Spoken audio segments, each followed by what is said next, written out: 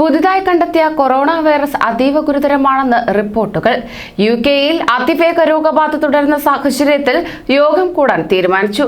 രാജ്യത്തെ Covid joint monitoring ഗ്രൂപ്പിന്റെ അടിയന്തര യോഗം ഇന്ന് 10 മണിക്ക് ചേരും. ഇതിൽ നിർണായക പ്രഖ്യാപനം ഉണ്ടായേക്കുമെന്നാണ് സൂചന. രാജ്യത്ത് കോവിഡ് ബാധിതർ 1 കോടി കടന്നെങ്കിലും 3.05 ലക്ഷം പേരാണ് ചികിത്സയിൽ കഴിയുന്നത്.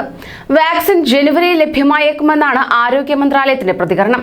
പ്രവാസികളെ തിരിച്ചടി നൽകുന്ന നടപടിയാകും ഇതിലൂടെ ഉണ്ടാകുക. അതിവേഗ കോവിഡ് ബാധ തുടരുന്ന യുകെയിൽ നിയന്ത്രണാതീതമാവുകയാണ് സാഹചര്യം. ഇറ്റലി, ജർമ്മനി, നെതർലാൻഡ്സ്, ബെൽജിയം തുടങ്ങിയ രാജ്യങ്ങൾ യുകെയിലേക്കും തിരിച്ചുമുള്ള വിമാന സർവീസുകൾ ഇതിനോടകം തന്നെ റദ്ദാക്കി. കൂടുതൽ രാജ്യങ്ങൾ വരും മണിക്കൂറുകളിൽ സമാന നടപടിയിലേക്ക് കടക്കും.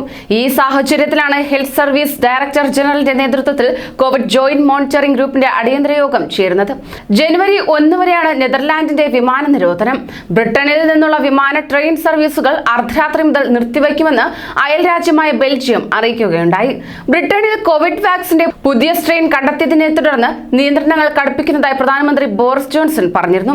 ക്രിസ്മസ് പ്രമാണിച്ച് ബ്രിട്ടൻ കോവിഡ് നിയന്ത്രണങ്ങളിൽ കൂടുതൽ ഇളവുകൾ വരുത്തുമെന്ന് പ്രതീക്ഷിച്ചിരിക്കെയാണ് കൊറോണ വാക്സിന്റെ പുതിയ സ്ട്രെയിനുമായി ബന്ധപ്പെട്ട റിപ്പോർട്ടുകൾ പുറത്തുവന്നത്. ലോകാരോഗ്യ സംഘടനയുടെ ഇന്ത്യൻ പ്രതിനിധി റോഡറിക് ഓഫറിനും യോഗത്തിൽ പങ്കെടുക്കുന്നതാണ്. സാഹചര്യം വിലയിരുത്തി തുടർ തീരുമാനങ്ങൾ കൈക്കൊള്ളുകയാണ് ലക്ഷ്യം. അതേസമയം രാജ്യത്ത് പ്രതിദിന കോവിഡ് ബാധിതർ കുറയുകയാണ്. പ്രതിദിന രോഗബാധിതർ 25,000-ലേക്ക് എത്തി. 95.51% രോഗമുക്തി നിരക്ക്. കഴിഞ്ഞ 24 മണിക്കൂറിൽ മഹാരാഷ്ട്രയിൽ 3811, കർണാടകയിൽ 1194, തമിഴ്നാട്ടിൽ 1114, ഡൽഹിയിൽ 1091 പുതിയ കേസുകൾ. ഇന്ത്യയിൽ കോവിഡ് വാക്സിൻ വിതരണം ജനുവരിയിൽ ആരംഭിക്കാനാകുമെന്നാണ് ആരോഗ്യ മന്ത്രാലയത്തിന്റെ പ്രതികരണം.